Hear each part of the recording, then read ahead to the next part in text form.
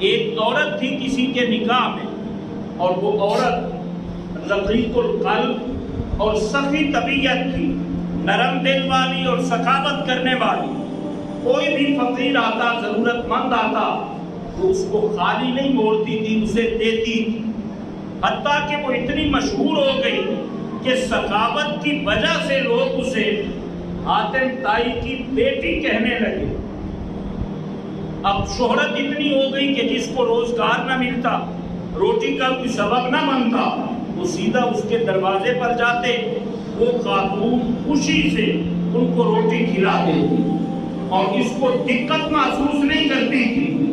جب یہ سلسلہ بڑھا، اس نے یہ دیکھا کہ فقیر دور سے آتے، بعض دفعہ شام ہو جاتی ہے، انہیں واپس جانے میں دقت ہوتی ہے۔ اب جس کے پاس کھانے کو کچھ نہ ہو، وہ رات راستے پہ بیٹھ کے گزار لیتے، چلو صبح کا کھانا بھی مل جائے گا، پھر کام کی تلاش میں نکلیں گے۔ یہ دقت، اور بعض دفعہ یہ ہوتا کہ صرف مرد حضرات نہیں آتے تھے، آنے والوں میں خواتین بھی شامل ہو جاتی، اور پھر واپسی کے لیے جب دقت بنتی تو رات کو راستے پہ گزارنا، اور خصوصاً جب خواتین بھی شامل ہو تو بہت مشکل وقت ہوتا ہے۔ مسافر جب پردیس میں جائے، اب تو رابطے کی سہولیات ہے، تھوڑا سا پیچھے جا کر دیکھیں، جب کسی دور کے شہر میں رات گزارنی پڑے اور کوئی بندہ وہاں پہ واقف نہ ہو، اکیلا مرد بھی ہو تو وقت کتنا بھاری گزرتا ہے، اور پھر جس کے ساتھ خواتین بھی وہاں جاننے والا کوئی نہ ہو، اس کا ایک ایک لمحہ کتنا بھاری ہوتا ہے۔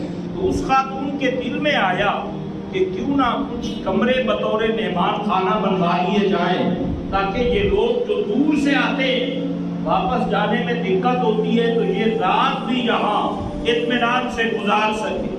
اس نے اپنے شوہر سے بات کی، وہ مان گیا، اللہ کریم نے وسعت دی ہوئی تھی، اس نے مہمان خانہ بنوایا۔ اب بندے کا وقت جب جاگتا ہے، اللہ کریم سبب بناتا ہے بلندی کی طرف جانے کے، اور جب وقت بدلتا ہے پتہ نہیں چلتا، بندہ الٹے راستے چلتا ہے اور اپنے آپ کو سیدھے راستے پر سمجھ رہا ہوتا ہے۔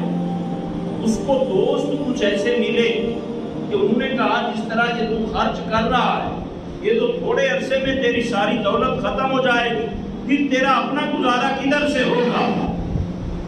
ایک بار کہا، دو بار کہا، جب بار بار اس نے سنا تو وہ اپنی بیوی پر ناراض ہوا اور اسے کہا کہ اگر یہ سلسلہ اسی طرح دینے کا اور لوگوں کو کھلانے کا ہمارا جاری رہا تو یہ تو تھوڑے عرصے میں ہماری دولت ختم ہو جائے گی، ہم خود اپنا گزارا کیسے کریں گے؟ اب وہ نیک خاتون تھی، اس نے موقع پر جواب دینا مناسب نہ سمجھا، اس لیے کہ اس وقت شوہر غصے کی حالت میں تھا اور ہر بات کا جواب موقع پر دینا ضروری نہیں ہوتا۔ وہ خاتون تھی، بیوی تھی، اس کے دل میں شوہر کی اطاعت لازم تھی، شوہر پہ حکم چلانا نہیں۔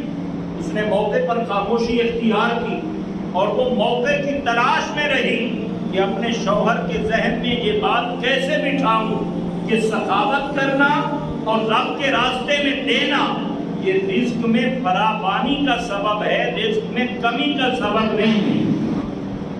کچھ عرصہ گزرا، ان کی کھیتیاں بھی تھیں اور کنویں بھی اپنے تھے۔ ایک دن وہ کہنے لگی کہ گھر میں اکیلے بیٹھے بیٹھے اکتا گئی، دل کرتا ہے کہ آج چلے اور اپنے کھیت فصلیں دیکھ کر آئیں۔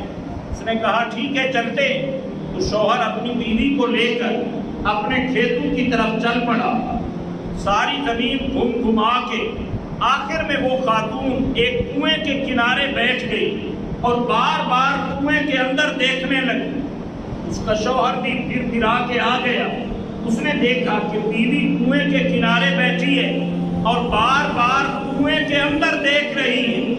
اس نے ایک بار کہا کہ آؤ اب چلے، فصلیں دیکھ لی ہیں، گھر کی طرف چلے۔ اس نے کہا ٹھیک ہے چلتے۔ اب شوہر متوجہ ہے اس کی طرف کہ کنویں کے کنارے بیٹھی ہے، یہ اٹھے تو اسے لے کر میں چلوں۔ وہ اسے جواب دے کر پھر کنویں میں دیکھتی۔ تھوڑی دیر شوہر نے پھر انتظار کیا، پھر آواز دی کہ آؤ چلیں۔ اس نے کہا ٹھیک ہے چلتے ہیں۔ پھر کنویں میں دیکھا، 2-3 بار جب شوہر نے اس طرح کہا اور دیکھا کہ یہ مجھے جواب دے کہ پھر کنویں کے اندر دیکھتی ہے، تو شوہر نے کہا یہ بتا کہ کنویں کے اندر کیا دیکھتی ہے؟ اس نے لمبی آہ بھری اور کہا دیکھ یہ رہی ہوں کہ یہ ڈول خالی جاتے ہیں اور پانی سے بھر کے واپس آتے ہیں۔ وہ مسکرا دیا۔ اس نے کہا کہ یہ تو سارا دن اور ساری رات تو دیکھتی رہے، ڈول خالی جائیں گے، بھر کے آئیں گے اور کنویں کا پانی ختم نہیں ہوگا۔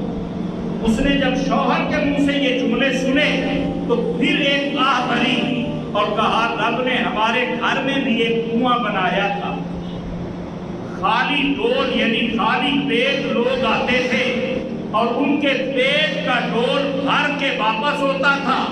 نہ جانے ہم پہ کیا خوف طاری ہوا کہ جب اس کنویں کا پانی ختم نہیں ہوتا تو اس کنویں کا خالق بھی تو اللہ ہے۔ اگر لوگوں کے پیٹ کے ڈول بھرتے رہتے تو رب ہمارے کنویں میں بھی رزق ختم نہ کرتا، اس میں فراوانی عطا فرماتا۔